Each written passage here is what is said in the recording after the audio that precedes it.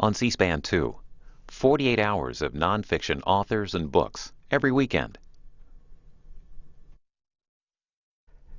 Next, from the Spy Museum in Washington, D.C., a debate on the truth behind the 9/11 attacks. Participants include Jonathan Kay, author of Among the Truthers, A Journey Through America's Growing Conspiracist Underground, and Webster Tarpley, self-described 9/11 truth scholar and one of the people featured in Mr. Kay's book.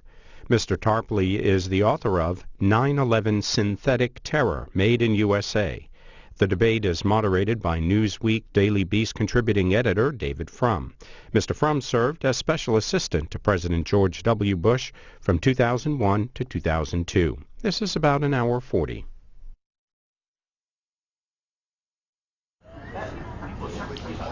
All right, why don't we go ahead and get started? Good evening and welcome to the International Spy Museum. I'm the Executive Director, Peter Ernest. I'm delighted to have you all with us this evening. I think it's going to be a very stimulating evening. The agenda will be, I will introduce David Frum, who will be our moderator for this evening, and he will introduce the two main speakers. In the meantime, as a courtesy to the speakers, if you'd be kind enough to turn off your cell phones, PDAs, and whatever. Particularly this evening, we are CNN, we are streaming live, and in addition, this will be on Book TV. I can't tell you which date, but my guess is probably fairly soon. I think the subject matter is extraordinarily interesting for any number of reasons. As you know, a major part of intelligence often is simply open source reporting. And because open source reporting is getting so difficult to sort out these days, because of the proliferation of different sources, everybody's a reporter, and then you have the internet. So I hope our two speakers will help us sort some of this out. Let me just introduce our moderator, David Frum. He is the editor of FrumForum.com, and he is a CNN contributor. He's done 6 books, most recently Comeback, Conservatism That Can Win Again, 2007 Doubleday. He has regular columns for CNN.com, The Week, and Canada's National Post. He served as a special assistant to President Bush, 2001-2002. His first book, Dead Right, 1954, was described by Frank Rich of the New York Times as the smartest book written from the inside about the American conservative movement. David is from Canada, received his BA and MA simultaneously from Yale, and later graduated cum laude from Harvard Law School, where he was president of the Federalist Society. And he is a resident of Washington, so please help me welcome. Oh, let me mention before I introduce him, books by the two speakers, Among the Truthers by Jonathan Kay will be available in the back, and 9/11 Synthetic Terror by Webster Tarpley will also be available, and my understanding is both authors will remain to sign their books after the end. So, please help me welcome David Frum. Thank you, David. Peter, thank you. Peter, you omitted one fact from my biography, which is I am an avid fan of the Spy Museum and a frequent leader of tours of out-of-town guests through these halls. This is a remarkable institution, and those of you who have not spent more time here really ought to make a point of it. It is a wonderful addition to the Washington scene. It is also, I think, a marvelous illustrator of some of the iron laws of Washington bureaucracy, because soon after the opening of this museum, which is devoted to spycraft and hence to the work of the Central Intelligence Agency, the Central Intelligence Agency's most important enemy, the Federal Bureau of Investigation, decided that they too needed a museum. And so there is now, thanks to you, a Law and Order Museum also in Washington, which is also a wonderful place to take friends and family. As you mentioned, I'm from Canada, which is how I know Jonathan Kay. He is my editor at the Washington Post, and he is the author of Among the Truthers. I have not had the pleasure of meeting Webster Tarpley before today. I, with you, am curious to hear what he has to say. Our topic tonight is conspiracy theories. In Jonathan, we have an analyst, and in Webster, we have a practitioner. So we will get to be able to see, where does this tendency in the human mind come from, and how do we cope with it? Man imposes meaning on the world. We see patterns. We look at some jam on our bread, and we see a human face. We look at the moon, and there is the man in the moon. This is an artifact of our mind, but our deep need to do this can produce results that are sometimes entertaining, sometimes kind of sinister, and that's what we'll be talking about today. Jonathan has led all of us on this amazing tour of the world of the truthers, the people who dispute the truth about what happened on 9/11, and we will have some disputation of that truth today. I think I have great confidence in the human species that while many of us are foolish, the species as a whole is wise, that human beings arrive at truth through disputation, and that in every era and every time there are wild allegations that are thrown out. They are strained away by history. And I have no doubt that will be the outcome of our process here today. And with that, let me begin with Jonathan Kay, who will speak for about 20 minutes, and then proceed to Webster Tarpley. Thank you.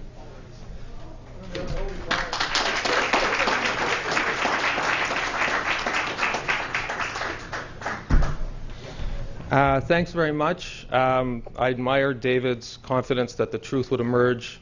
After looking at the comment thread of a lot of the newspaper articles on my website, I kind of have less faith in the human capacity for reason.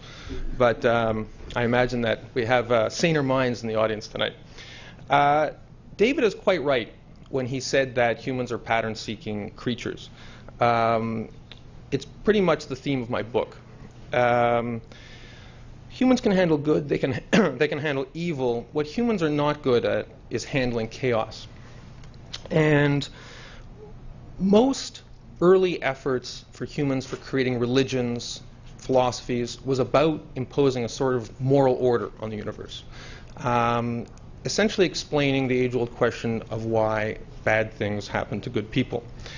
And that is why monotheistic religions are so popular, because whatever happens in the world, no matter how random or miserable or agonizing it seems to be, there is some explanation, that it fits into some cosmic pattern, even if it's a pattern that we can't recognize. Now, conspiracy theories are unlike religions in the sense that conspiracy theories do not supply gods. But conspiracy theories do supply something that arguably is just as valuable. They supply demons. And when you're looking to answer the question of why do bad things happen to good people, whether it's terrorism or a financial crisis or war, demons are very useful things to have around. And if you have a conspiracy theory that finds your demon, gives it a name, then you have a very simple answer to the question of why terrorism happens, or why wars happen, or why people's businesses go bankrupt. It's because of the Freemasons, or it's because of the Illuminati, or it's because of the Zionists, or it's because of the Muslims, or it's because of the Bilderbergers, or it's because of the New World Order. As I argue in my book, the actual identity of the villain is somewhat beside the point. What matters in terms of the psychology of conspiracy theories is that all evil has a single unitary address. And although the world of a conspiracy theorist's mind can be a very dark place, it's full of evil plots and planes flying into buildings and smoke-filled rooms, in a sense, there is good news that comes out of it, which is that if evil has a name, and if evil has an address, then we can fight evil. We can uncover it. Whether it's George Bush or whether it's the United Nations, it doesn't matter. We know what evil is, we know where evil lives, and we can dedicate our lives to telling other people the truth, which is what a lot of people do on the internet. And this struggle becomes liberating for a lot of people, and it becomes somewhat utopian, because the idea is once this evil is uncovered, once the truth is known, then the world will be a better place. Now, let me get back to the book and the people I interviewed for it, including Mr. Tarpley, who's kind enough to give me his time. When I started writing my book, I interviewed a wide variety of conspiracy theorists all around the United States. And when I started off, my first questions was, what do you believe? Tell me your theory of 9/11. Or tell me your theory of how Barack Obama became president, or how the pharmaceutical companies are conspiring against us, or how the financial crisis was created, stuff like that. This turned into something of a dead end. Because when you talk to a conspiracy theorist, you ask them that open-ended question, you can end up sitting there for about 8 hours. modern conspiracy theories tend to be extraordinarily technical. It's why I pity Mr. Tarpley. He only has 20 minutes. I'm sure he could speak for hours and hours and hours. For me, it's somewhat simpler. I'm going to tell you all I know in 20. So that was sort of a dead end. When I talked to 9/11 conspiracy theorists, I asked them, I said, tell me what happened on 9/11, and I would get a very technical narrative about what happened with NORAD, how the Twin Towers fell, the metallurgical properties of the beams in Twin Tower 1 and 2. And after a while, I started asking a different question, which I found was much more interesting and became the basis for my book. And the question was, when did you start believing all this? When did you start believing that 9/11 was an inside job? Or when did you start believing that Barack Obama's presidency was illegitimate? And then the answers became much more interesting, because then I was getting to the root of the issue, which was, when did you lose your faith in the narrative that's being told to you by your government and by the media? When did you start to believe that the reality around us that we're being told by our media is a lie? And people told me some very interesting things. In the case of 9/11, for instance, what I found is that most people who joined the 9/11 truth movement, they didn't join it in 2001. They joined it in 2003, and in particular the spring and summer of 2003. Because when they heard there were no weapons of mass destruction in Iraq, they asked themselves the question, if the government lied to me about that, what else is the government lying to me about? And once people ask that question, and that question becomes the guiding question of their life, they can go to some pretty dark places and go into some pretty dark rabbit holes. Now, I think it's an important question to ask. It's the very basis of my profession. I'm a journalist. And unless you do ask that question, when is the government lying to you and when is it telling the truth, there's no such thing as investigative journalism. All you have is press releases from the government. But once the idea that the government is always lying to you and the media is always lying to you becomes a sort of religious faith, then you've become a full-time conspiracy theorist. And the answers I got for when people believe this stuff is very interesting. As I say, for 9/11, it tended to be in 2003. It tended to be the lack of weapons of mass destruction. When I talked to Barack Obama conspiracy theorists, the so-called birthers, for them it tended to be right at the moment that Barack Obama became president. I mean, these are people, they were all conservatives, and the idea of America electing a liberal Democrat to the White House just caused their political faith in America to just shatter. And they became convinced that his presidency must be illegitimate in some cosmic sense. And many of them have devoted their life to proving that he is in fact an illegitimate president. There was one fellow that I interviewed. I wrote about him in chapter 1 of my book. He's a Canadian. He's of Serbian ancestry. He actually played in the NFL for the New York Jets. And he became radicalized in 1999 during the Kosovo War. And he turned on his TV, he saw images of NATO warplanes dropping bombs on Belgrade.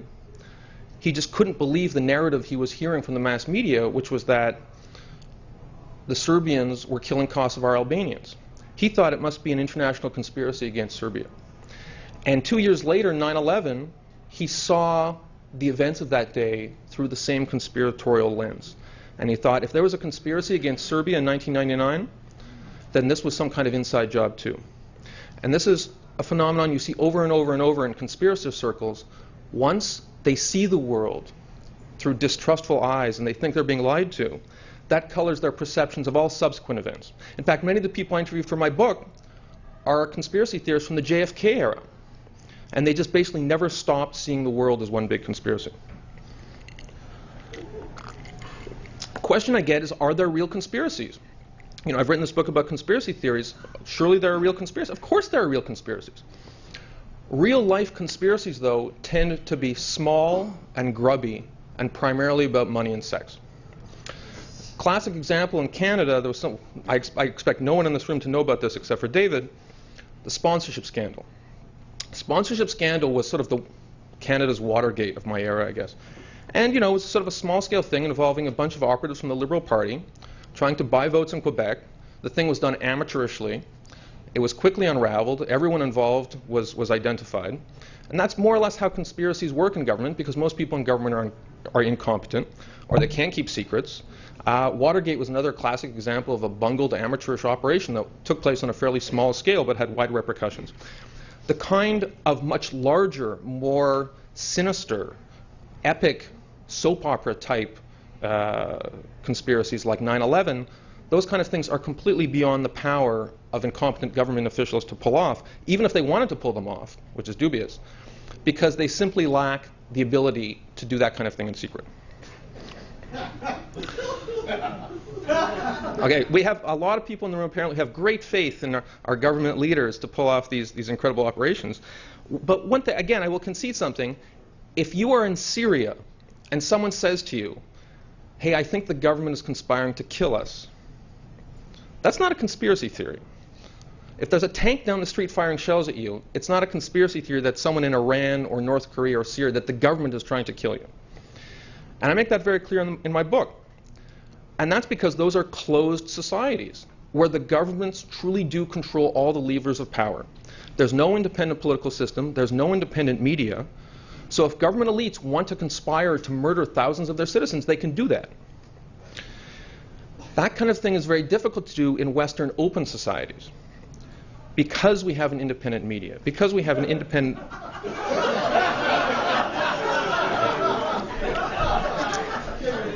When I give a speech, and I mention the media, I always get laugh lines from folks like that. They say, oh, the media independent, that's crazy. I wish the people who are laughing could be at the National Post offices or any media office of the last 10 years and see how many people who used to be on our payroll have become independent freelancers and answer to nobody. And those people truly are independent, and they're independent through nobody's will. It's not out of their own free will that they're independent. They've basically been fired. This is the state of the modern media. So the idea that I, as an editor, or that David Frum, or that anybody can control America's media or Canada's media, anybody who's been a practicing journalist knows that this isn't true. And in terms of 9/11, if 9/11 truly were an inside job, and I say this as a journalist, if 9/11 truly were an inside job, you would have 100,000 American journalists trying to win their Pulitzer Prize, finding the truth and publishing it. If Barack Obama truly was born in Kenya or Indonesia or wherever they're saying he was born now, again, same deal. You could get your prize by doing it. If 9/11 truly was an inside job, you'd get every single Democratic activist in Washington on the story because you'd be able to discredit the GOP for the next 50 years by pulling the story. So things function very differently in closed societies where large-scale government conspiracies are possible over the long term, and open societies where they're not. And I want to just give, before I finish, I want to give two examples plucked from the day's headlines. Does anyone in this room know who Lene Williams is? I know about Lene Williams because she was profiled on the Daily Beast. A 35-year-old woman, lives here in the Washington, D.C. area. In 2009, she worked for the CIA. They even sent her to Iraq. She went to spy camp. I'm sure she went to the museum. She learned the art of spycraft through the CIA. However, she had a falling out with the CIA back in 2009. They thought she was mentally unstable. She was at a hospital for a while. And as a result of that, she no longer works for the CIA. But she did something that you couldn't do 5 years or 10 years ago. She started tweeting about her experience. So if you look up Lene Williams on Twitter, you will find a Twitter stream from a woman tweeting secret stuff about the CIA. How is it possible in a society where some disgruntled former CIA employee is tweeting about the CIA for there to be any kind of centralized conspiracy about 9/11 or anything else that isn't instantly disclosed? In all of the millions of cables from WikiLeaks, was there one thing about any kind of 9/11 inside job? See, there you go. Okay, one more example. Because again, this world of conspiracies it's a very dark place, and we try and do a thought experiment. What would happen if someone went to a high-ranking government official or someone in the military and said, hey, let's stage a coup. Let's replace the current government with some kind of fascist corporate oligarchy. And I mention this because this is more or less the theme of a lot of the 9/11 conspiracy stuff you read. All right, well, here's someone else who tried it. And again, I know this because the book just came out. It's an author named Sally Denton. She just wrote a great book. It's called The Plots Against the President. And it's about all the fascistic intrigues against FDR back in 1933, 1934. And there's a fascinating story in there about a general named Smedley Butler. Now, Smedley Butler is not a household name now, but back in his day, the 30s, he was sort of the Colin Powell of his era. He was an extremely popular general. And one day, someone knocked on his door. The story is recounted in this book by Sally Denton. And it was your stereotypical emissaries from the military-industrial complex.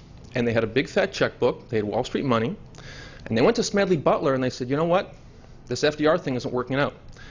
And we're thinking of imposing a sort of fascistic dictatorship on the United States to rescue it from the Great Depression. Are you in? And as I was reading, I said, wow, this is right out of a 9/11 conspiracy theorist fantasy, except it took place in 1934 instead of 2001. And what do you think Smedley Butler did? Smedley Butler went to the media. He had a friend who worked for a Philadelphia newspaper. He said, hey, these creeps are trying to bribe me to create a coup.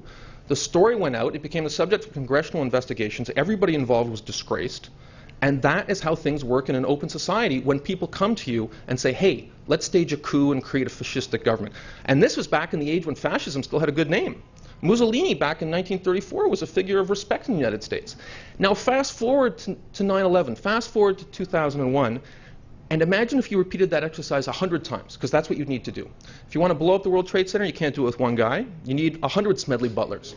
You go to 100 Smedley Butlers and say, hey, what do you say? We're going to create a fascistic corporate oligarchy in the United States, but first we have to blow up a few office buildings. Are you in? How many of those people do you think wouldn't run, who knows, FBI, CIA, the media, some guy like me? They'd run somewhere. Nowadays, they'd open a Twitter account. The idea that in an open society you can keep this kind of dark conspiracy under wraps is preposterous, which is one of the reasons that I'm so skeptical of conspiracy theories. Now, the larger question is, why does this stuff matter? A lot of people who agree with me, even those people who agree with me, say, why'd you write a book about this stuff? You know, let these people have their fun. It's X-Files stuff. It's internet stuff. I don't think it's just internet stuff. I think a democracy becomes ungovernable if a substantial portion of the population lives in an alternative reality. And I'm not just talking about alternative opinions. Everyone's entitled to their own opinion. Everyone in this room has different opinions. But when you live in an alternative factual reality, a reality where Barack Obama was born in Kenya and is actually a Muslim seeking to impose Sharia on the United States, or the New World Order is secretly plotting to put us all in concentration camps, or 9/11 was an inside job. When you live in that kind of alternative reality, it's impossible to have any kind of democratic consensus because people can't even agree on basic facts. How are you supposed to have an argument about America's security needs with someone who believes that 9/11 was an inside job? How are you supposed to have an argument about Obamacare with someone who thinks that Obama's a secret agent from Iran? It becomes impossible. And so this isn't just about X-Files fantasies. This is about the political future of America and making sure that intelligent people can agree on certain basic facts about some of the most important events in American history. And with that, I'll conclude my presentation. Thank you.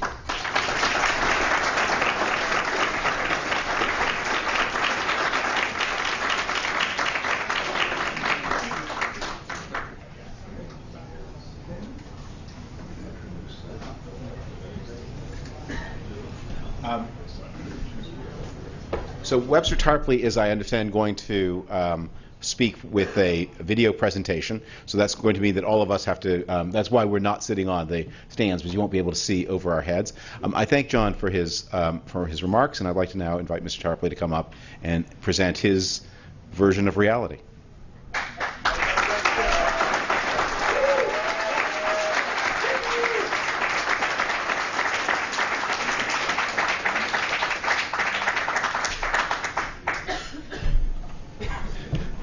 Thank you very much. I wonder if I could be awarded the 5 minutes left over from the previous.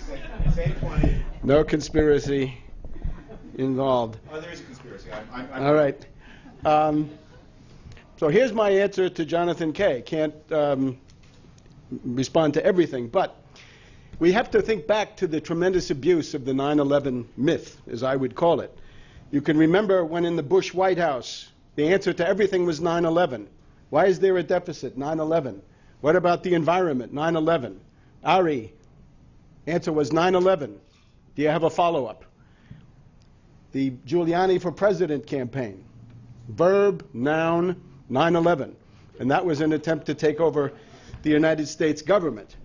I think we have to be alert to the danger of neo-McCarthyite thinking, that is the demonization or the witch hunt for dissidents, which can, of course, under certain circumstances, take the extreme form of the Soviet method, which was to put dissidents in wards for the mentally ill.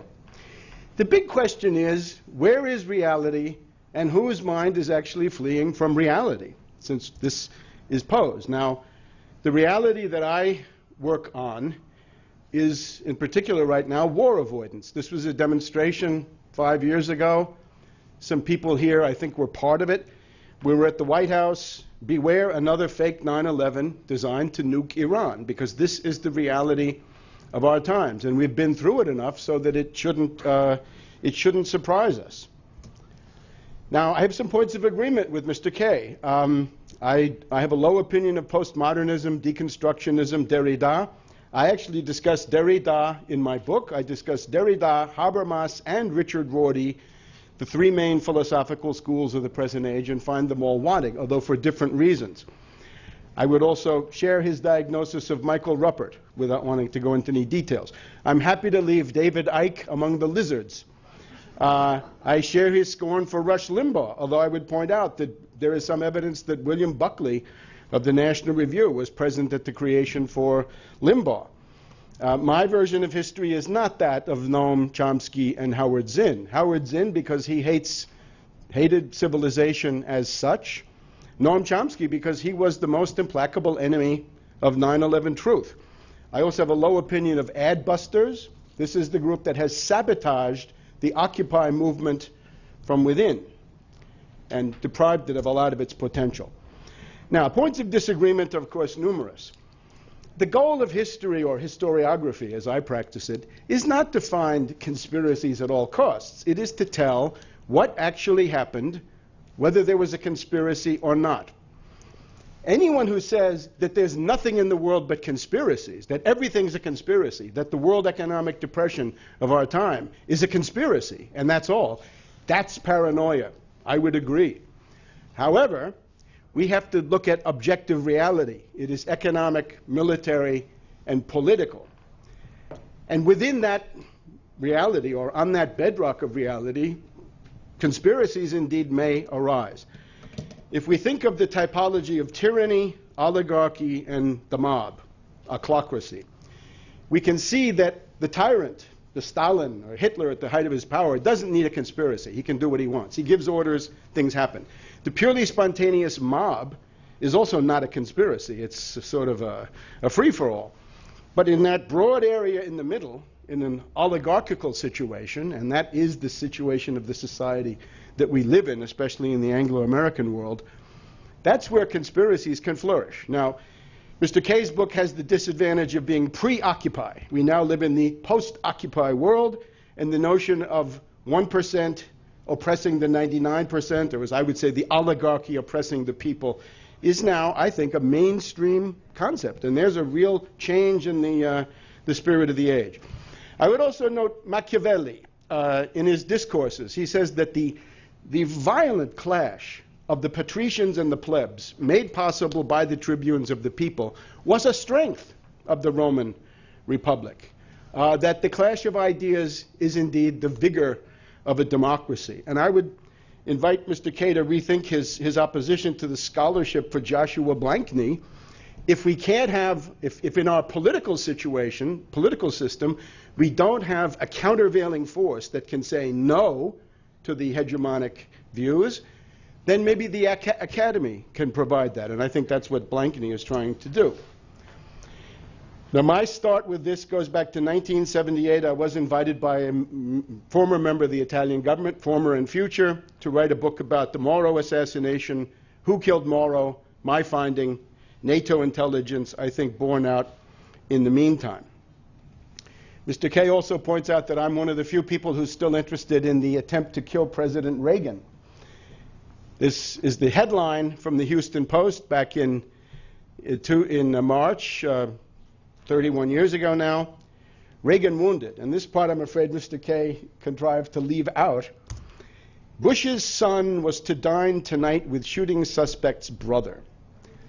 Now, not George W. Bush, but Neil Bush, Silverado Neil Bush, was going to have dinner with Scott Hinckley, the elder brother of the would-be killer of the president.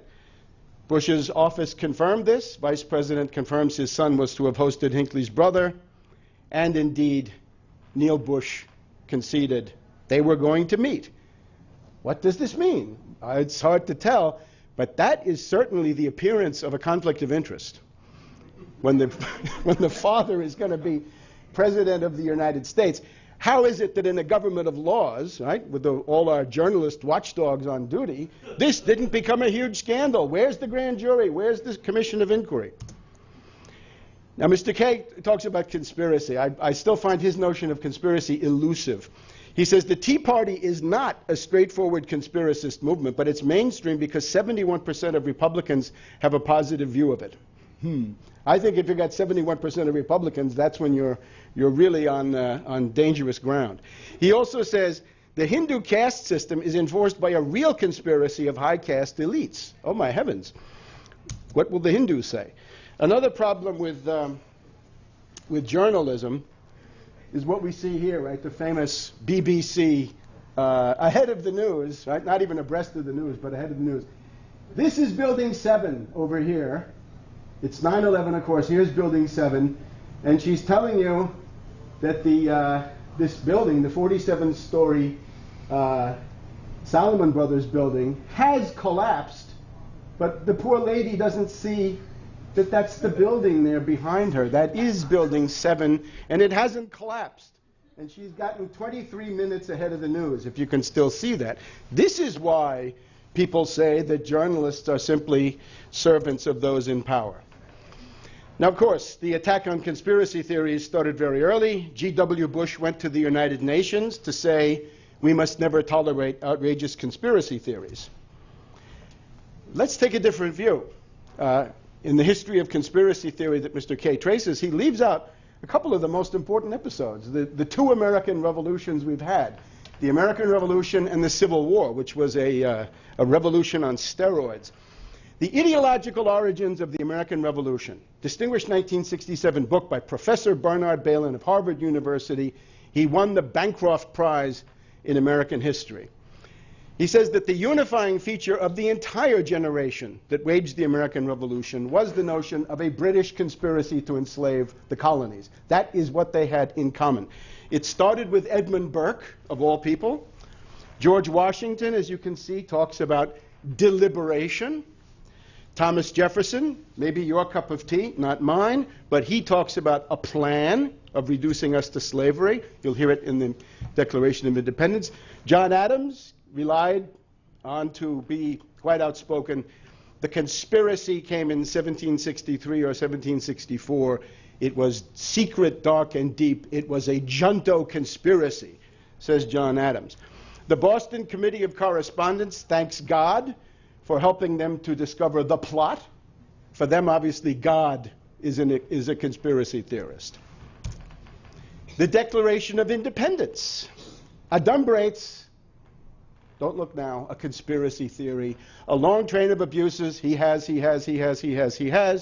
evinces a design to reduce the colonies to absolute despotism.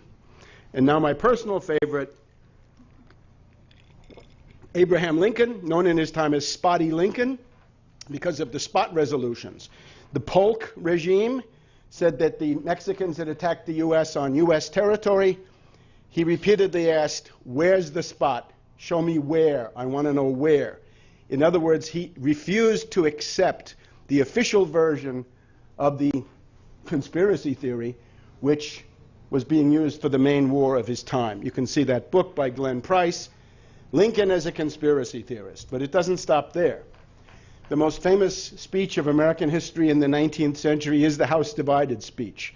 And he talks about Stephen Douglas, Franklin Pierce, Roger Taney, James Buchanan. They arrive at a construction site with pieces of wood that are machined to fit together and make an edifice. We cannot absolutely know, but we have to think that there has been pre-concert. It's impossible not to believe that they were together.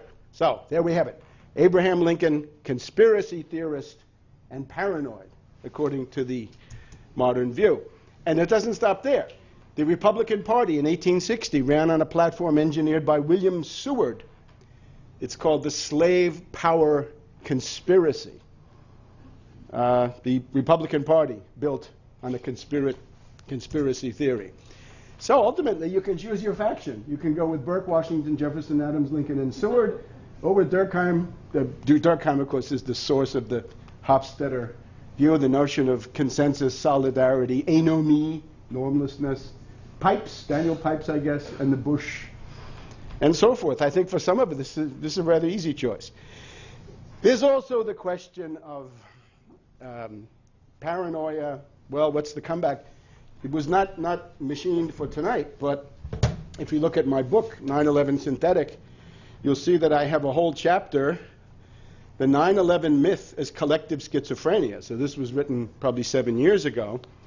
Schizophrenia, the inability to coordinate psychological functions, that is, to integrate the various parts of the mind, seems to me to be at work in the 9/11 story itself.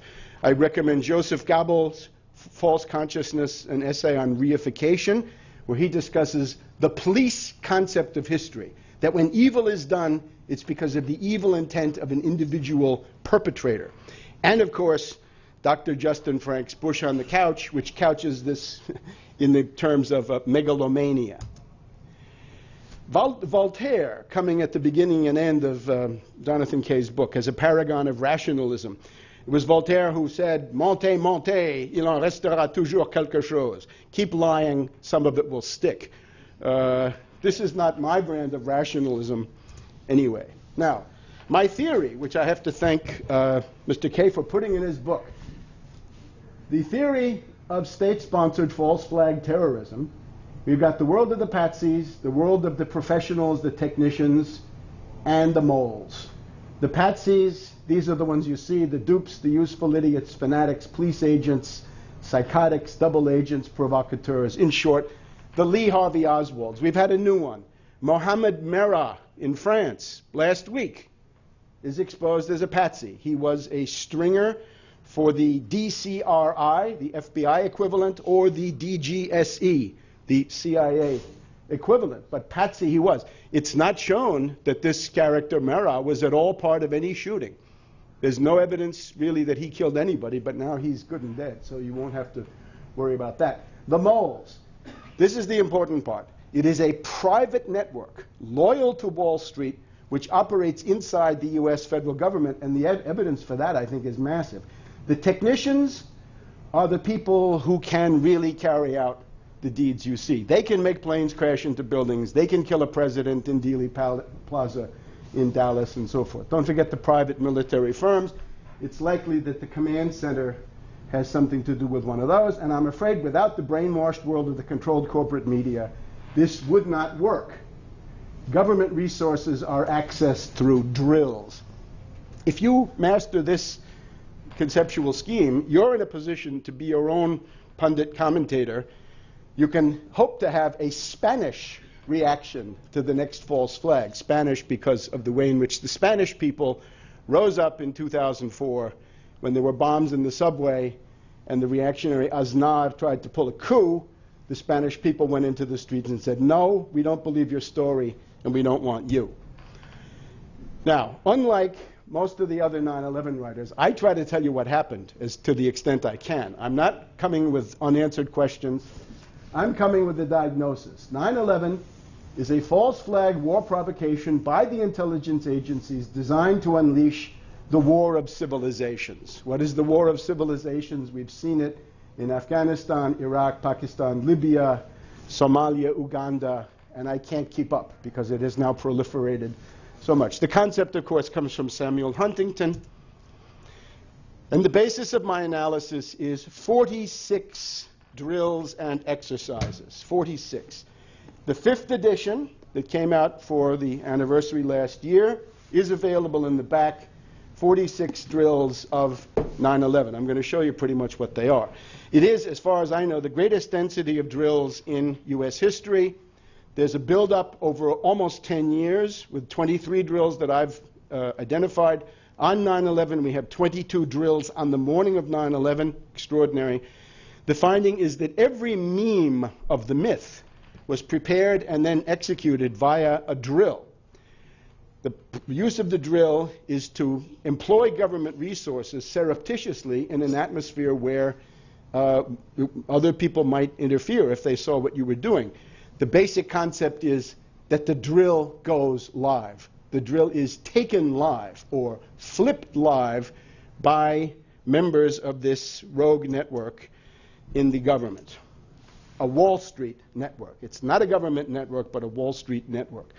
So here we go. Here's one of them, Amalgam Virgo 01.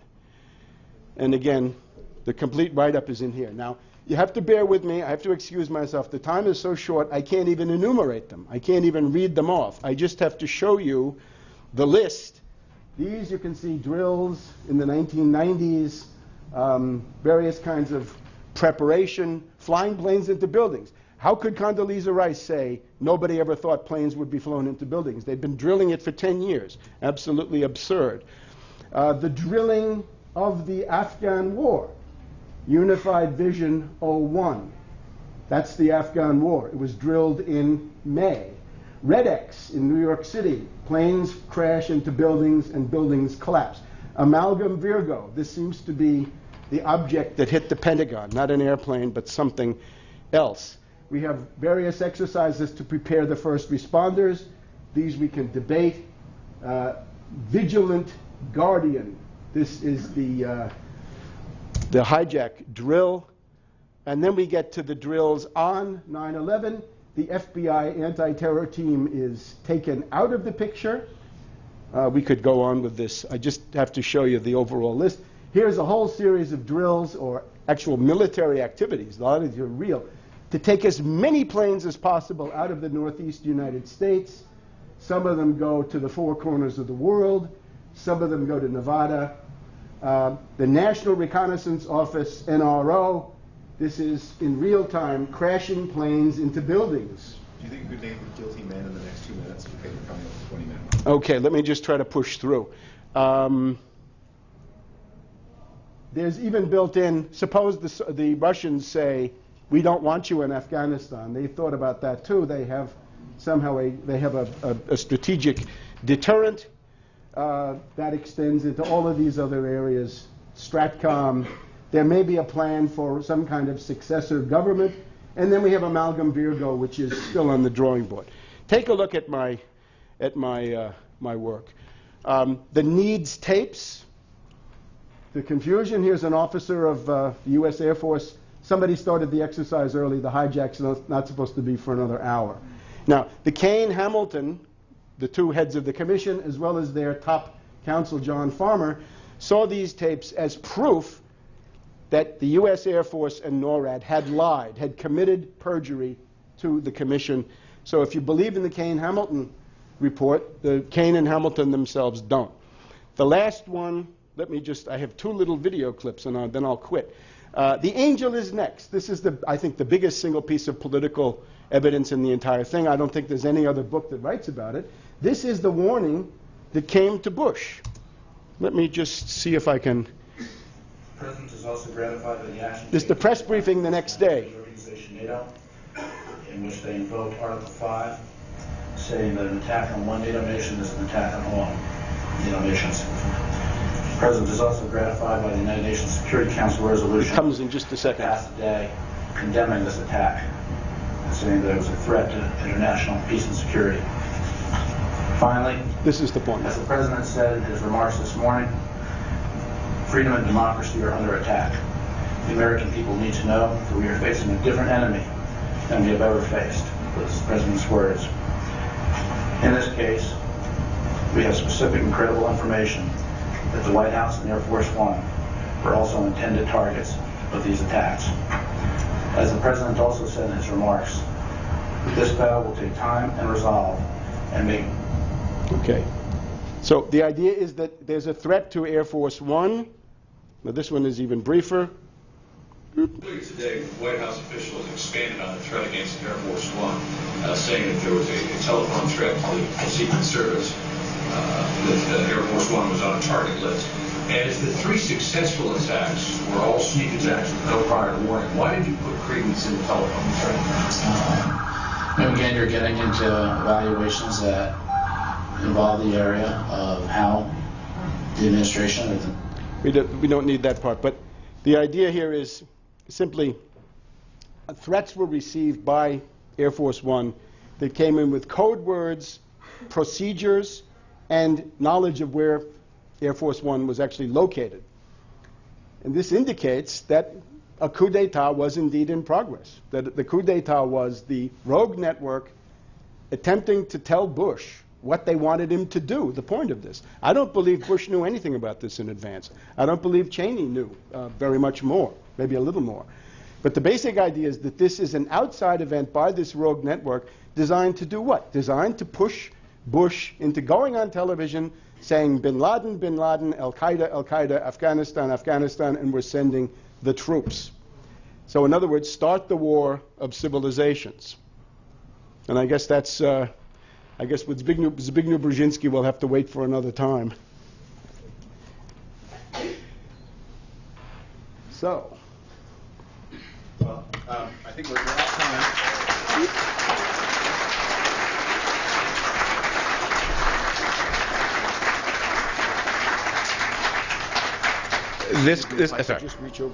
This conspiracy is obviously too immense to fit into 20 minutes.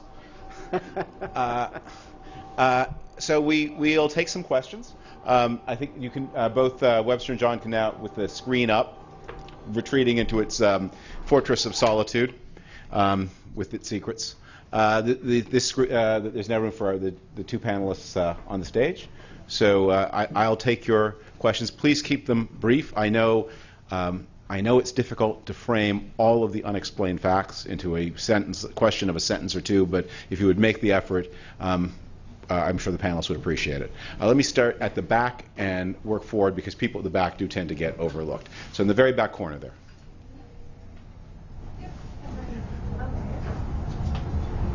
Thank you. Mr. Tarpley? I'm assuming by War of Civilizations you meant the sort of war between two camps of, Middle East versus Western ideals. Wouldn't you say that this sort of had already begun with the U.S.'s initial involvement with Afghanistan during the Cold War? How would this be a motive for the United States government to conspire to attack the World Trade Center? Well, the Afghan events, of course, of the 1979 up until, the end of the 80s, were the matter of mobilizing Al-Qaeda, what I would call the CIA's Arab Legion. This was something developed under the general aegis of Zbigniew Brzezinski that I was just about to get to, with the help of people like former Secretary of Defense Gates, who was Zbigniew Brzezinski's deputy, and that was used against the Soviets. And I think that, first of all, that teaches us something, that the faction, which is also now the faction more or less that is now in power with the Obama administration, their typical modus operandi is to use these Arab auxiliaries or Muslim auxiliaries as mercenaries, as patsies, as pawns on the field. The problem that they had towards 2000, 2001 was that some very, very aggressive people had been waiting during the time of Clinton, and they found that they couldn't get Clinton to do very much in the way of foreign aggression, except when he had been so weakened by the impeachment that they were able to start the bombing of Serbia, which was, of course, a great watershed in 1999.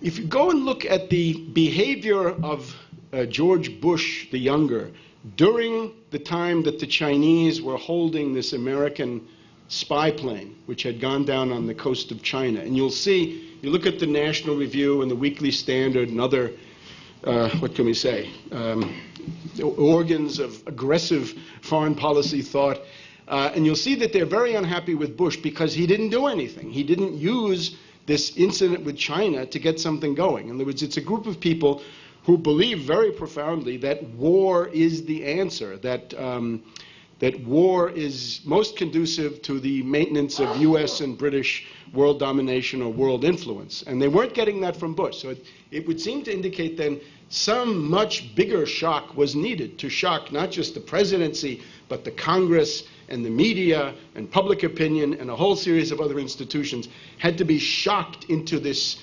titanic adventure of the global war on terror. And I think that's clearly what 9/11 did. Because, as is often said, who controls Afghanistan controls Tajikistan. Yes, sir. Well, third row from the back. Here.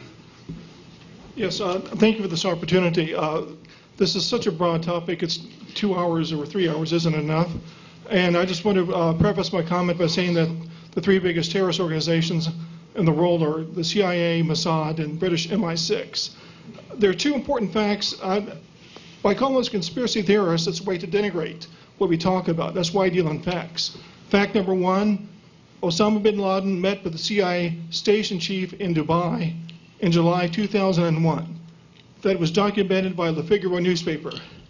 Anwar al-Awlaki met with Pentagon generals and bigwigs at a big dinner, and this was reported by Fox News. So how could a terrorist, why is he meeting in secret with high-ranking generals at a big dinner at the Pentagon? This proves he was a patsy handler, and Osama bin Laden was a CIA asset. And I want to reiterate, the true axis of evil is Washington, D.C., Tel Aviv, and London. Thank you.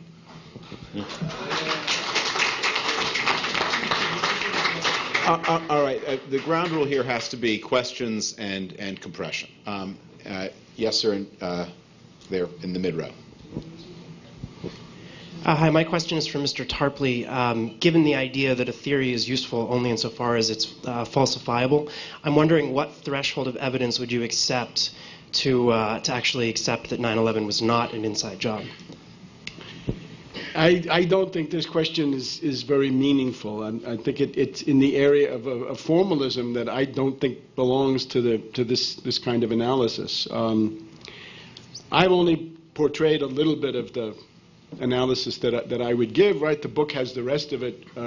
Take a look at it and evaluate it. But I would like to go back to Tajikistan. Zbigniew Brzezinski, who counts as the mainstream, I guess at least for some people, has a whole book called The Grand Chessboard, which is devoted to nothing but the overwhelming importance of this part of the world. And if you look at Afghanistan, it is a key to Pakistan, right? At that time, the only Muslim country with nuclear weapons. And it's also somehow the hub of Eurasian, some kind of Eurasian future infrastructure. If you want to build an Indo-European rail line, for example, if you want to build a rail line from New Delhi to Paris and Berlin, that's going to have to go through that Khyber Pass. That's going to have to go through Afghanistan. And so similarly for various kinds of pipelines. So I don't think that's trivial. But the main thing, of course, is the notion of the shock, the mobilization of public opinion, the creation of an atmosphere of crisis and hysteria, which obviously succeeded very well. We're still groaning under the impact of it. The Afghan war grinds on and on. It has become institutionalized as a result of those events. So, as anyone who's ever played Risk knows, Afghanistan is the key to everything. Just as everybody who is familiar with the Bush family knows that if you're launching a conspiracy, Neil Bush is the Bush you'd want to put in charge of it. John. Sorry, if I could just maybe respond to the last question. The question of what evidence a conspiracy theorist will accept to falsify their theories is an interesting one, and it's actually at the center of my book because it helps define what a conspiracy theory is. The reason you can never win an argument with a conspiracy theorist is they will simply expand the conspiracy theory to swallow up the new evidence you have. So if I'm having a debate with a 9/11 truther and I say, well, you know, the 9/11 Commission report clearly supports my position. I say, oh, the 9/11 Commission report, it's written by a bunch of Bush lackeys. I can't believe you even waste my time by mentioning it. I'll say, okay, forget the 9/11 Commission report. Let's talk about the National Institute of Standards and Technology report on how the World Trade Center. Oh my God, how could you even mention that? Those guys are all losers and they're all lackeys. You could actually, and there's, okay, well, how about the media? Don't get me started on the media. So the conspiracy keeps growing and growing and growing to encompass every authority you cite. And so after an hour of this, you say, well, you know what? You've pretty much swallowed all of the world's journalists and judiciaries and legislatures and independent researchers into this grand conspiracy. So who's left outside the conspiracy except me and you? And that goes to answer your question that there is no evidence that a true conspiracy theorist will accept to falsify their theory because the trick of the ever-expanding conspiracy swallows all evidence, and that is the definition of a conspiracy theory. Would you not like to take another question? I mean, you can take a minute. Yeah, take a minute. Could I please just... my answer to that would be that the who is the conspiracy? 19 mentally deficient characters, right? That's a different conspiracy. I've just tried to point out that in the wake of the Kane-Hamilton Commission, Kane and Hamilton wrote a book called Without Precedent. And in that book, they say, we were lied to. There was systematic perjury by NORAD, by U.S. Air Force officers. Yes, and actually, if I could address that, they've said that clearly, and they referred that portion of the testimony to the Inspector General of NORAD, Right. who followed it up. It was clearly specified in the report. Right. It was not hushed up, and that particular piece of perjured evidence was introduced to make NORAD seem more competent than they actually were. In fact, their response was less knowing, less competent than they presented it as, which actually goes against the grain of everything you've been arguing. But I just out of curiosity, I would like to call for a show of hands from the audience, just so we get to know what we're dealing with here. How many people in this audience are broadly sympathetic with, whatever, quibbles you may have to Mr. Tarpley's theory of what happened on 9/11? So that looks like 2/3, 3/4. How many of the people in this room don't believe that President Obama was born in the United States?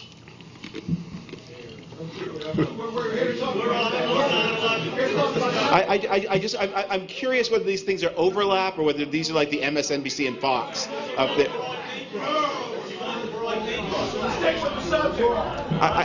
I'm curious. So there were some hands.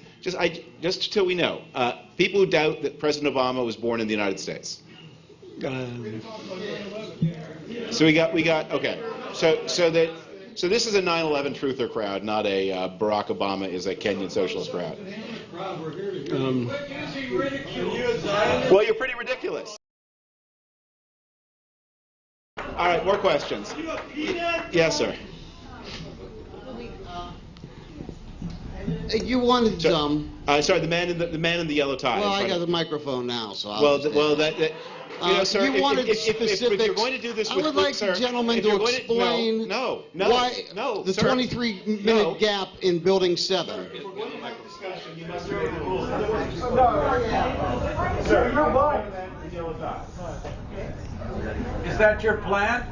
Yes. Okay. I got the orders directly from Bilderberg. They want him. Okay.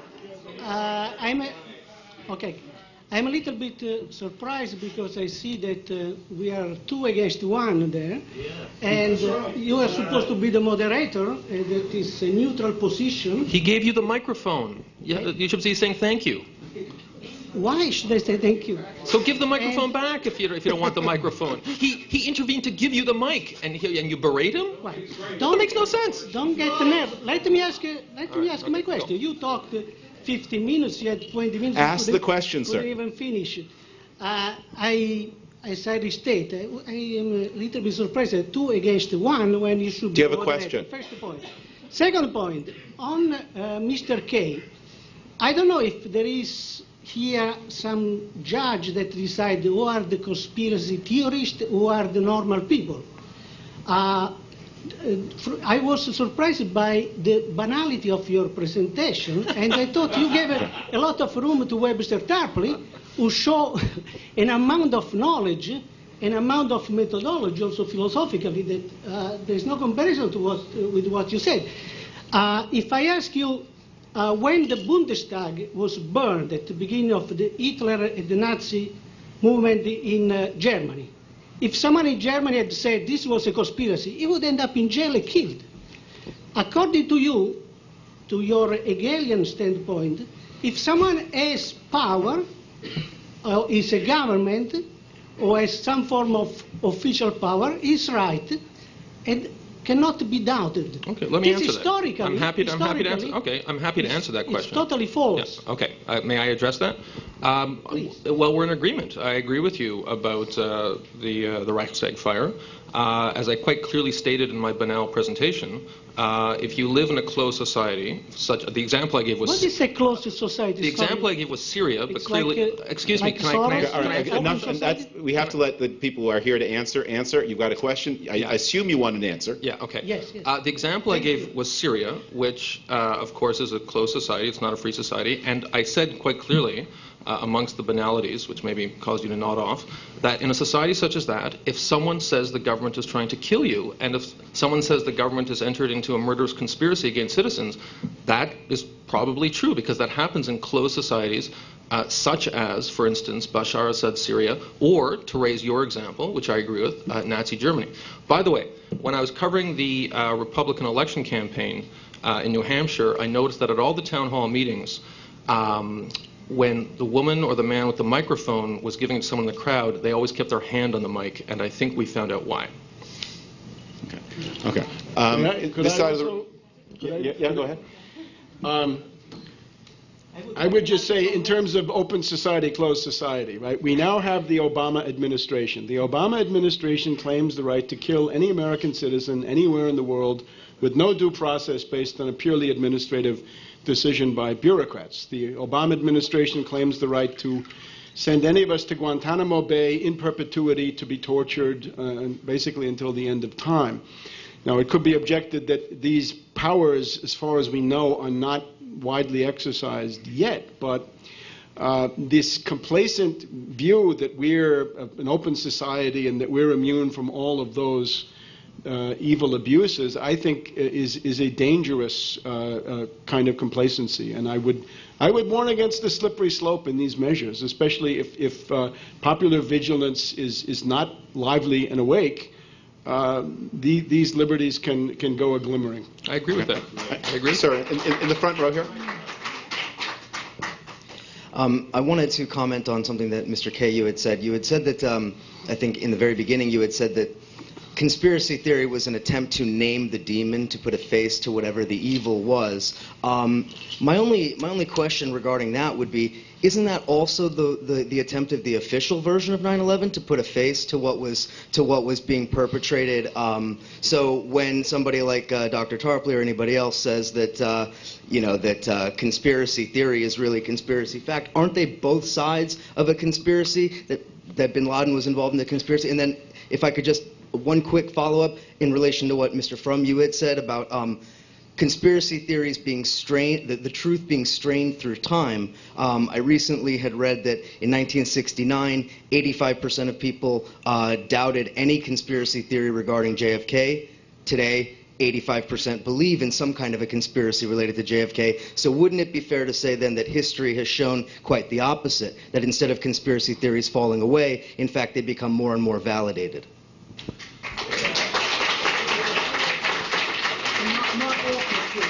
Sure. Your first question, I think, is a good one. When you say, well, the first question was, is it not the case that the official version of events is in some way related to a conspiracy theory, and that you're saying that 19 Arabs got on planes and under orders from Osama bin Laden attacked the United States? Look, there is the crime of conspiracy in U.S. criminal law for a reason, is that sometimes people do enter into very real conspiracies. What real-life conspiracies tend to be limited criminal enterprises, and they tend to be hatched by locals. Osama bin Laden was essentially a local actor using using modern technology to impose death thousands of miles away. What conspiracy theories do, the kind that I write about in my book, is they tend to take people like Osama bin Laden and 100 people like him and put him in a sort of flowchart and show that they're all controlled by the same, oligarchy is the term that Webster Tarpley uses in his book. So he said, you'd have Bush and the CIA and Osama bin Laden and all these disconnected actors seemingly acting in concert. That is what a conspiracy theory is, when you take all these elements together.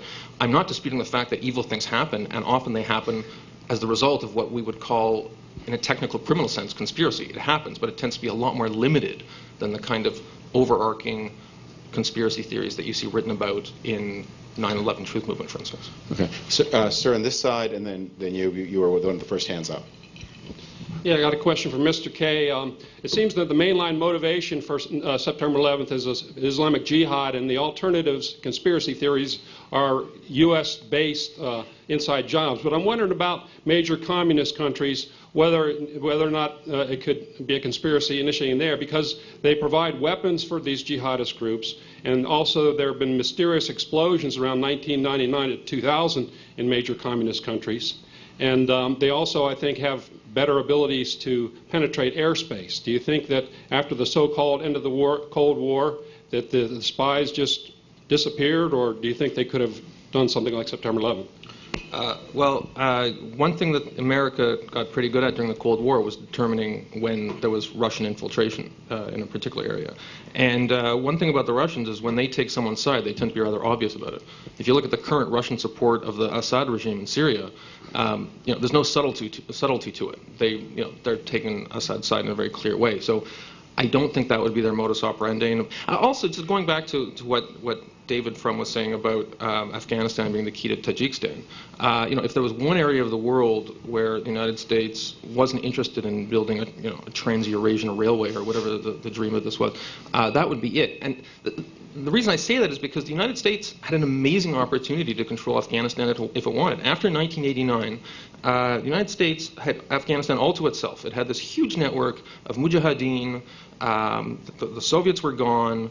If they wanted to stick around, it was theirs for the taking. If you believe the 9/11 Commission report isn't neocon propaganda, and you read it, you'll see that one of the big criticisms of the U.S. government was that they completely neglected Afghanistan in the 1990s. And they did this during the Clinton era. They did this during Republican and Democratic institutions. And if they really wanted to build this railway, they wanted to build this pipeline, it would have been the easiest thing in the world to do. Let me take the man. I know Mr. Tarpley has something to say, but let me take the man in blue, and you can build your answer onto. Because he's been very patient. Sure. Hi. Questions for Mr. Kay. How do you explain Operation Northwoods, which wasn't declassified until spring 2001 by James Bamford? Yeah. That's the first question. Second question: how do you explain Alex Jones in July 2001 launching Operation Expose Government Terror and predicting that that the government was going to stage attacks in New York City and Washington and blame it on Osama bin Laden? And third question also. No, I got one more question. How many articles have you done about the Bilderberg Group and its agenda? Thank you. Okay. Yes, I've been deficient in my coverage of the Bilderberg Group's evil agenda, but I do talk about it in the book. I also in terms of Alex Jones. It's actually quite true, and I mentioned this in my book. It's quite true that on Alex Jones's syndicated radio show before the 9/11 attacks, Alex Jones, who I interviewed for my book, Alex Jones did tell people that there was going to be an attack on the United States. I think he might have mentioned New York, he didn't mention the World Trade Center, and that it was going to be used as a pretext to launch wars of conquest abroad. The problem with that is that Alex Jones does that about 17 times every day. Alex Jones runs a completely paranoid radio show, and I think, I don't know if Mr. Tarpley would agree with me, I'm but a frequent guest, and I have to stick up for Alex Jones. I don't think this is fair. Now, in terms of Northwoods, in terms of Operation Northwoods, just so everybody in the room knows, Northwoods is a completely real historical phenomenon. It was basically the Joint Chiefs of Staff came to JFK and they said, hey, we've got this great operation we've designed. It's a pretext to attack Castro. What we're going to do is, well, there are a few variations, but basically they were going to shoot down a plane near Cuban airspace, blame it on the Cubans, and then invade Cuba. It's your classic false flag operation. Classic false flag operation. And JFK basically said to them, are you guys nuts? This is stupid, and it'll be disclosed immediately. It's the dumbest thing in the world. And he sent them packing, which is exactly what any president would do when presented with that kind of operation. In an open society where the president realizes that these things are disclosed. It wouldn't happen in Nazi Germany. It wouldn't happen in Syria, because their leaders have a monopoly on information flow. United States. Could I? All right, Mr. Tarpley has just on Northwoods, a couple of things on Northwoods. The Bush-Blair conversation of January 2003, where Bush says, we should paint an airplane with United Nations colors, send it over Iraq, Saddam will shoot it down, and there we have our casus belli. That's number one. The second one with Northwoods is the guy who signed it, General Lyman Lemnitzer, went on to Europe and, as far as I can see, founded Gladio, the stay-behind operation from which so many terrorist groups have then spawned. And the other thing, of course, is that Northwoods really was carried out. The Gulf of Tonkin incident is a variation on the theme of Northwoods. So I wouldn't be too complacent about that. Bush, of course, supported the Taliban. He gave a payment of $65 million to the Taliban to pay their entire payroll for the first half of 2001. Taliban were ideal because they kept everybody out.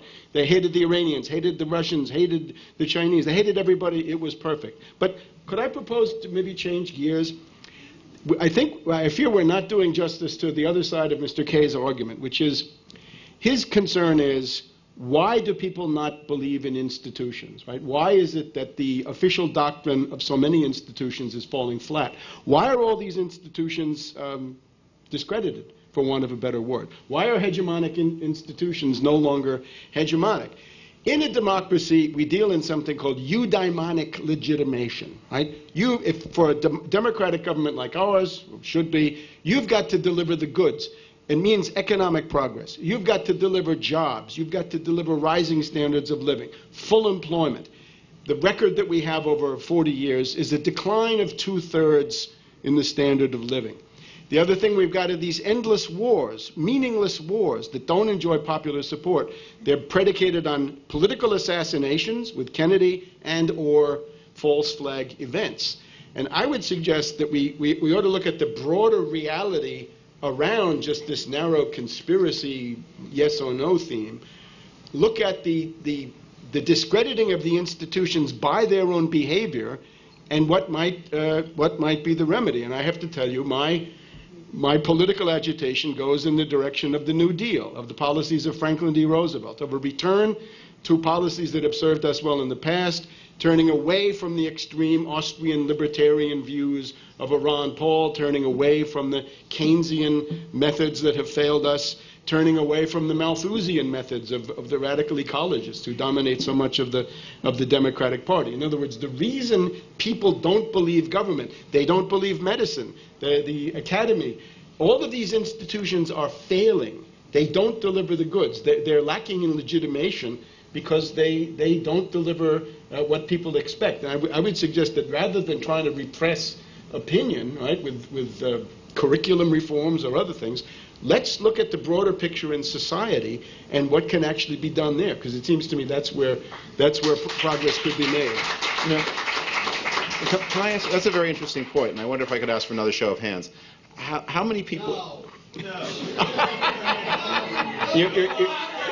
I'm curious. No, I'm sorry.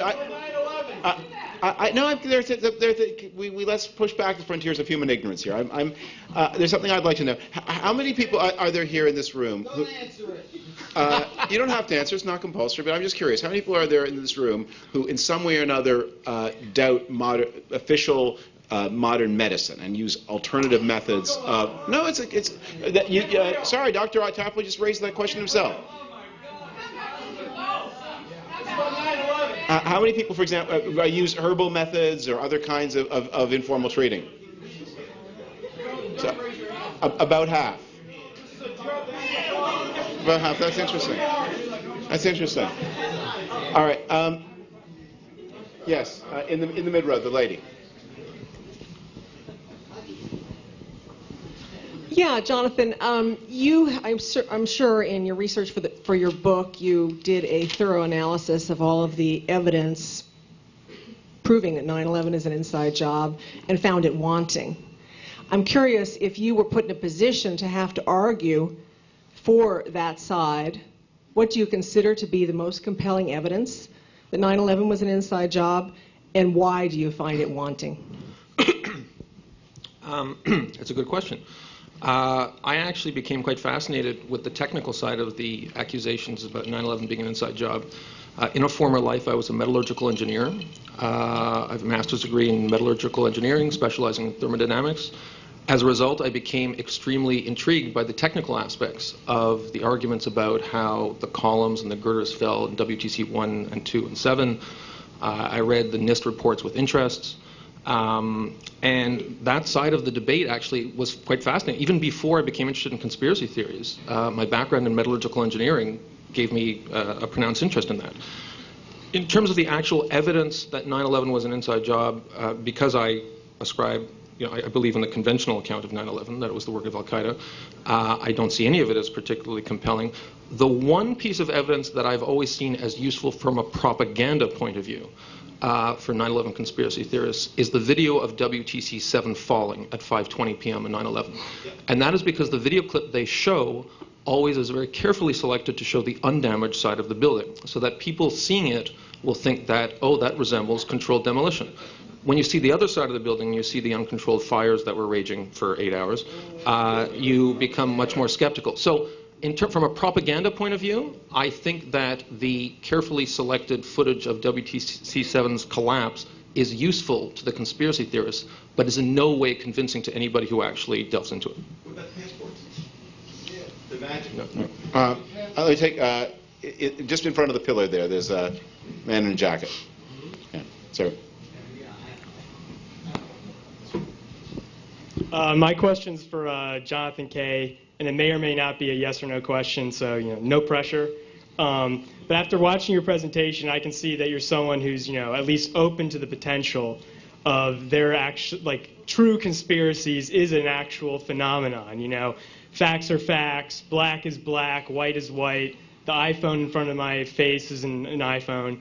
I was just wondering if you were all aware, and again, yes or no, no pressure, of the true conspiracy of the forged papal prayer in the January 1965 issue of Commentary magazine. And if you don't, I understand. It might be before your time. No idea. Thanks. I thought you were going to ask me about JFK, because I think the mob did it.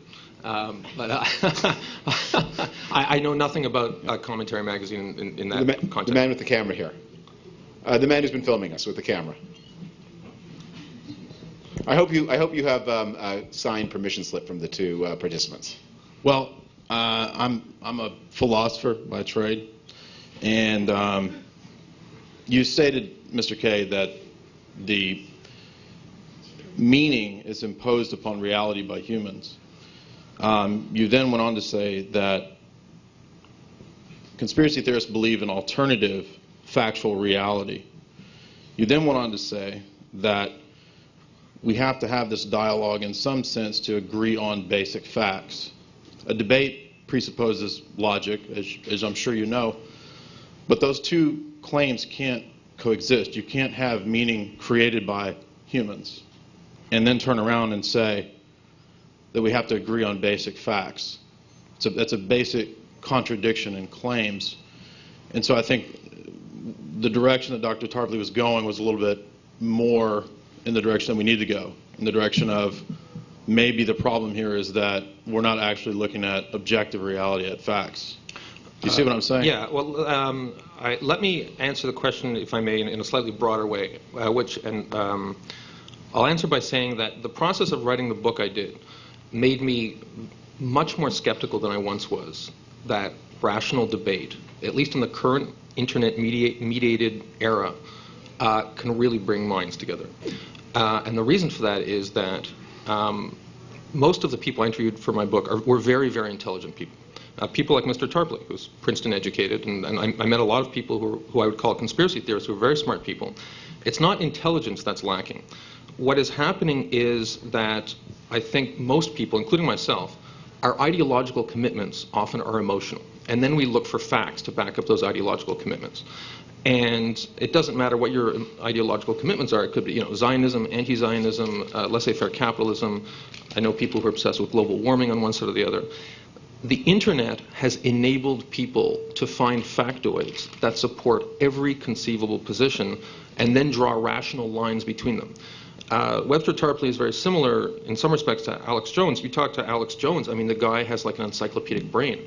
And any conspiracy theory in the world, he will have 20 little factoids drawn from the internet at his disposal, and he'll draw them together in sinister ways to show that this conspiracy did or didn't happen.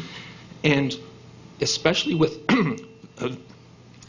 web video propaganda, and video being the most efficient means of propagandizing, and now that's available to everybody. So you could string a dozen factoids together, put a video together like Loose Change, and you can make it very compelling. As you know, I'm highly skeptical of 9/11 conspiracy theories. If I dim the lights and I watch Loose Change with that spooky soundtrack, you see WTC-7 fall, it's spooky. It's a very effective piece of propaganda. And in the internet age, because of all that stuff, because of how easy it is, no matter how smart you are, to be convinced of that sort of thing, it's very, very, very difficult for the sort of rational discourse that you're presuming in your question to take place. Mr. Tarpley? I'm laboring under the disadvantage that nobody wants to ask me any questions here. Nobody cares what I think about anything. Mr. K is so popular. Let me just say, hang on. That was a rhetorical device. Captatio benevolentiae. The first thing I would point to is a broader issue, right? Mr. K pointed out the book by Sally Denton. Mm-hmm. I'm going to be very interested in this book. This is the subject of my current research. The idea, however, is that we don't really get to be comforted that there was no coup against Franklin D. Roosevelt in 1934. Remember, this was not just anybody's coup. The internal features of it point to the banking house of J.P. Morgan at the time. It was known to contemporaries as the Morgan coup. The attempt to bring it out, the Dick Stein Committee in Congress was pretty much suppressed. That was 1934. If you look in the literature, you can find indications of another coup against Roosevelt in 1937 using anti-communist Russian emigres with a general by the name of Van Horn Mosley, I think. 1941, Pearl Harbor. And my current research is precisely on this issue of Pearl Harbor, that Roosevelt had been forced to get people like Stimson, McCloy, Lovett, Bundy into the Pentagon and the War Department, the Navy Department. And then ultimately the defeat of the United States at Pearl Harbor is an episode of Wall Street's war against Franklin D. Roosevelt, which did not end then, but then went on in 1945 to what many contemporaries thought was the assassination of Franklin D. Roosevelt in April 1945, that he had been poisoned by a network, including a Russian painter who was with him on the last day. So I think if you just look at the 1934 case and say, oh, the system worked, Smedley Butler went to the press, notice that nothing happened to any of those plotters. None of them were indicted. Nothing at all happened. And you've also got to remember that in some other countries, right, in Spain with the Spanish Civil War, in France with Marshal Pétain, people were not so lucky. And that there was, it seems to me that there was a real danger in the 1930s of fascist or Nazi world domination, precisely because the upper crust of society in so many countries had a profound ideological sympathy for fascism, its labor policies, and the geopolitical use of fascism against the Soviets. I'd like to go back to the back of the room and work forward again. As I say, it's always the back of the room does tend to get overlooked, so I want to make sure that that doesn't happen. Yes, you're the thing in the second row from the back, and there's a lady with glasses. I just want to thank the Spy Museum for doing this. It's wonderful, and I almost feel apologetic that you were the presenter. I'm in between. I'm searching for knowledge, Webster Tarpley and yourself, and I'm getting information, and my question is, how do you expect us to even want to read your book when you're being contemptuous and you're berating another author about his information? You explicitly, I really don't want to hear from anymore. I really think Mr. K is a good book, which is something that I think everybody needs to read, both sides of the story, which I am trying to search. But with this, what I'm getting from, I don't feel like you're giving any information or facts like Mr. Tarpley is, except berating him and trying to belittle the people that have come here to listen to both sides of the story. I don't think I belittle. First of all, I was the one who suggested David Frum as the moderator, and I'm very appreciative that he took the time to do it, and I think I'd like to express that appreciation. I think he's been doing his best to try and make the best of a rough room. In terms of your question, though, I actually think that's a good question, and it's the problem I had when I wrote the book, because when I surveyed the landscape, there were lots of books by conspiracy theorists, and there were some books that were written making fun of conspiracy theorists.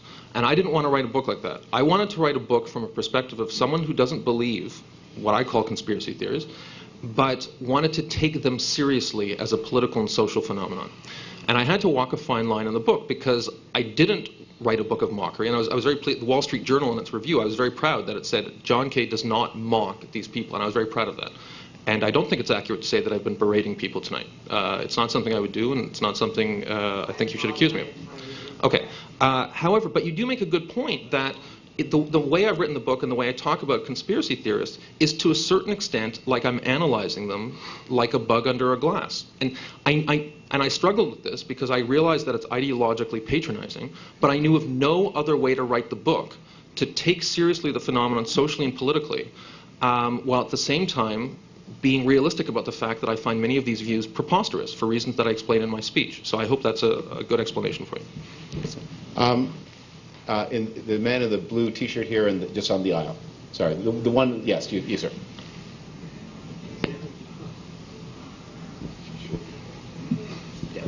Sorry, it's hard. The lights are bright. I don't always see it. My question is for Webster Tarpley. Thank you. Yeah. Jonathan Kay's premise seemed to be that there's no real way to, in a coup attempt, say in his Smedley Butler example, to suppress or intimidate all dissenters. So I wonder if you could go into some mechanics in how this rogue network could have suppressed and intimidated all potential leakers or dissenters in all the institutions that would have been involved and touched by this conspiracy. For 9/11, you mean? For 9/11. Yeah. Well, I think that ought to be fairly obvious. They do it by terror. In other words, their own terror. The threat that if you divulge any of this stuff, that your own personal existence, your family, your livelihood, your job will all be taken away. It doesn't have to be the actual exercise of that, but I think the threat is certainly there. Well, I think that's a bit more complicated, to tell you the truth. But I don't really see this as a problem. The rogue network, again, is this network of people loyal to Wall Street, and we must never forget this. I was going to show, if I had more time, I would have shown you a picture of Allen Dulles.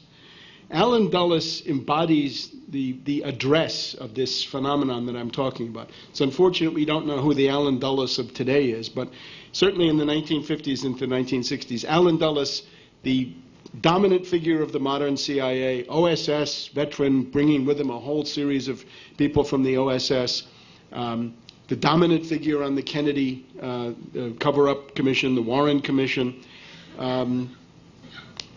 embodying this point where the intelligence community meets Wall Street, and of course he had been a Wall Street bond lawyer, and then his brother John Foster Dulles bringing in the State Department. I would posit that where the CIA, the State Department, and Wall Street meet, this is the locus of actual power. It is above and behind the White House. It is superior in its long-term capabilities, especially in the area of foreign policy and security and military political affairs of this type. And domestic issues, economics and things like this, it is less dominant and above all less secretive. But I think it's there. In other words, people have talked about the invisible government, the parallel government, the secret government, the rogue network, the deep state. And some of these are quite, people like Senator Inouye or other people. I think Theodore Roosevelt even had something to say about this at some point. This is the phenomenon that you're dealing with. Michael Rupert and others said, oh, it's so radical, we're going to blame it all on Cheney. Well, of course, Cheney is now an invalid, but the events still go on. The danger of the war with Iran is with us. The false flag terror events, Mohammed Merah and others, these go on and on. So the radical-sounding thesis that Bush and Cheney could be blamed for all of this is now, in retrospect, revealed as absurd. And one of the things it shows is that as time passes, the secrets cannot be kept.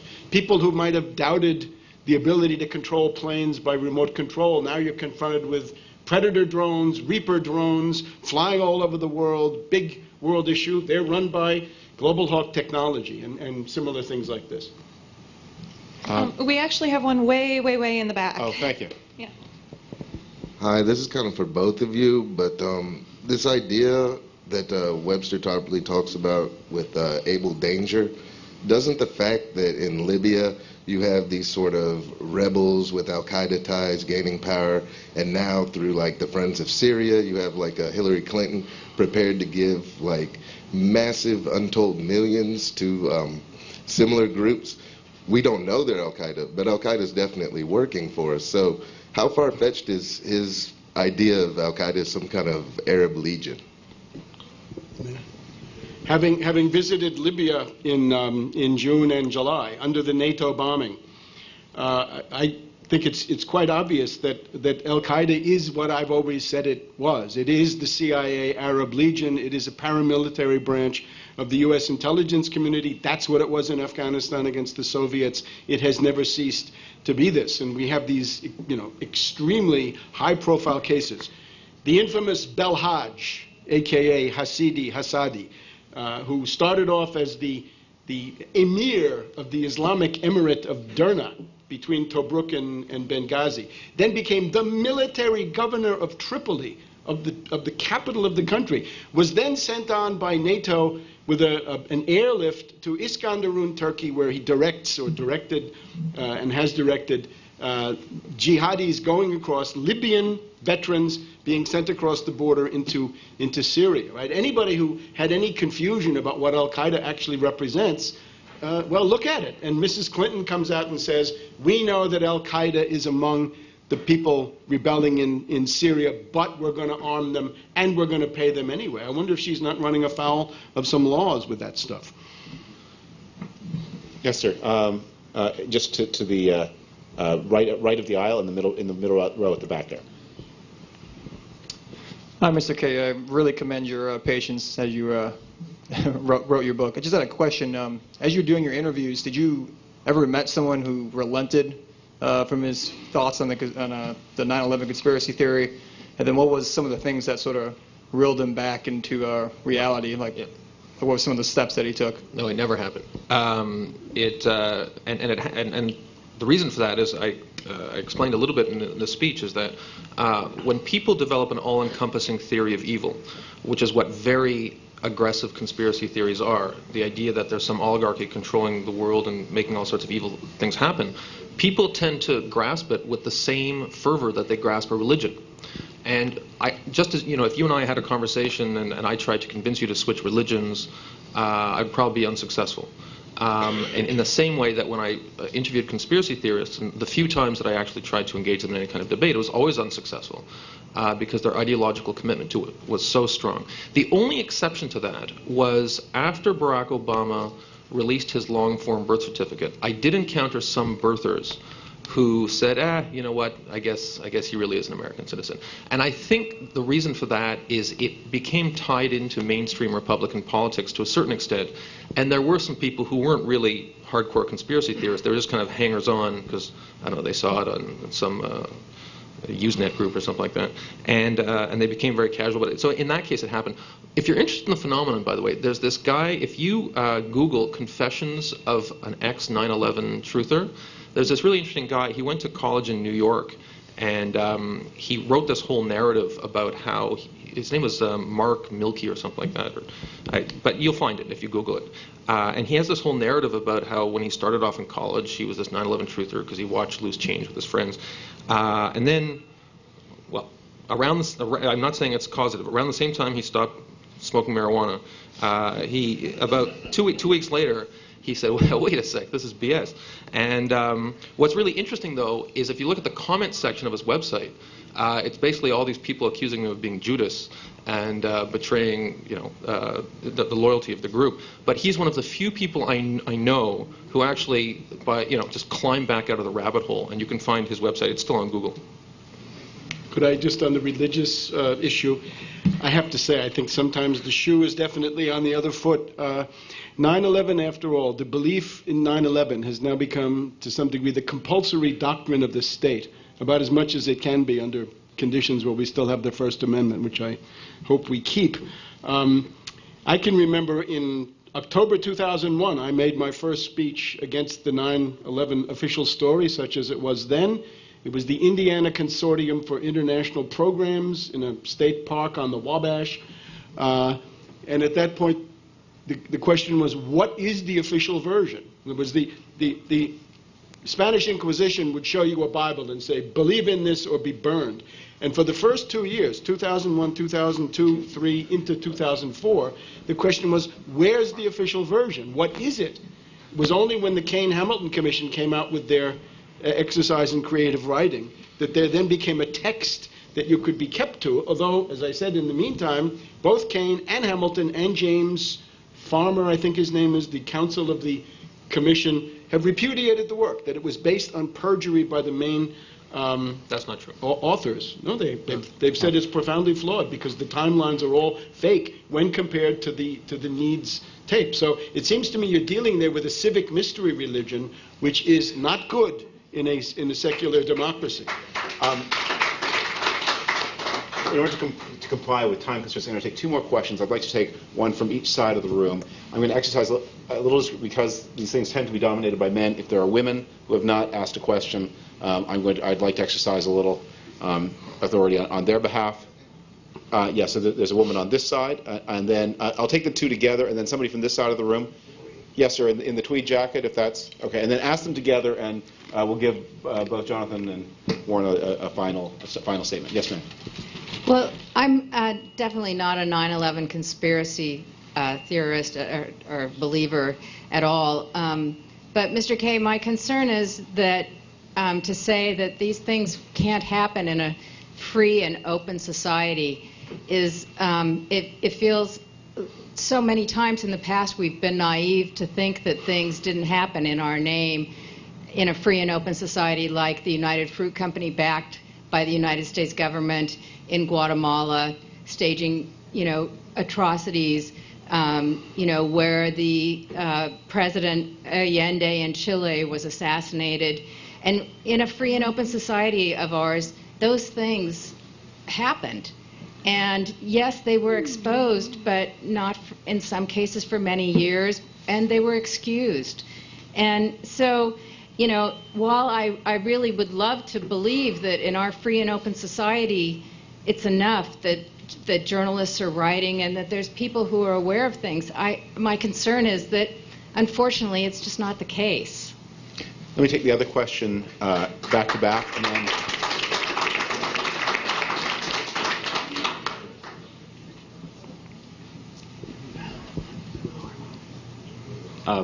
Dr. Tarpley, I'm glad to be the first person tonight to thank you for your two 2008 books regarding our current commander and thief, Barack Obama, and in particular your profile of him as a foundation operative, which I think at this point is quite clear, but also your comments on the birther issue. You were one of the, I think, leaders in 2008 around that issue, one of the people in the media giving that issue attention. What is the political fate of the birther issue, if any, in the 2012 campaign? I would say the importance of it is the following.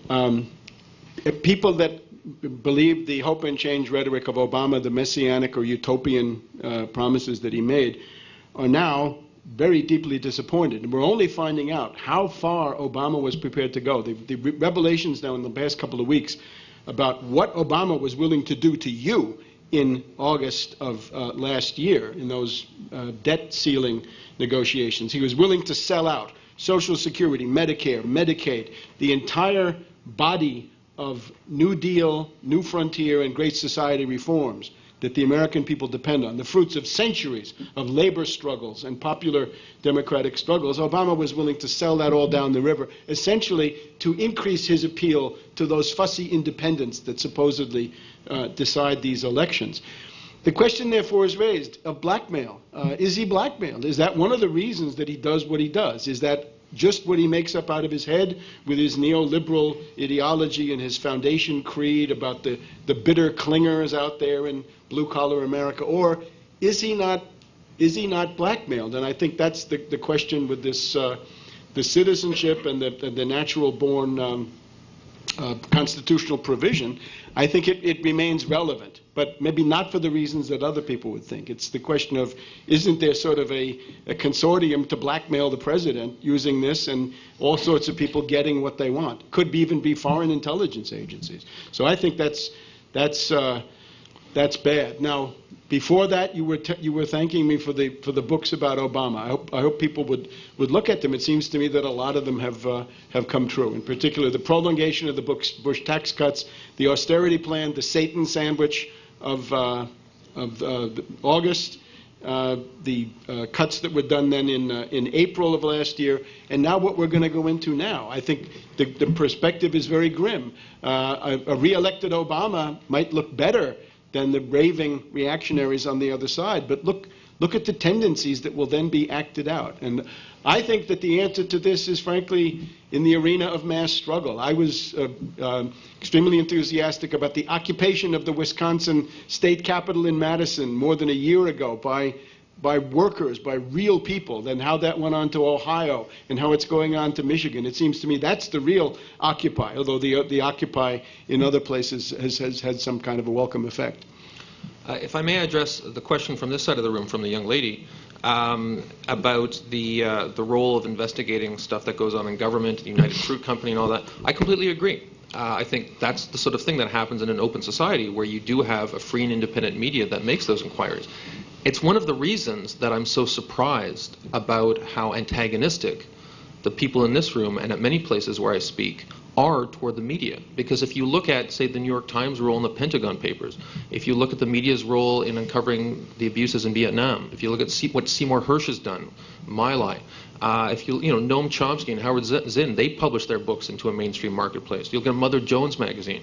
I mean, all of these are arguably part of the corporate media. And yet, when I'm in rooms like this, people are cheerleading the demise of the corporate media. Do people in this room imagine that blogs and tweeters are going to uncover the kind of abuses that went on back in the day in the United Fruit Company? Drudge Report.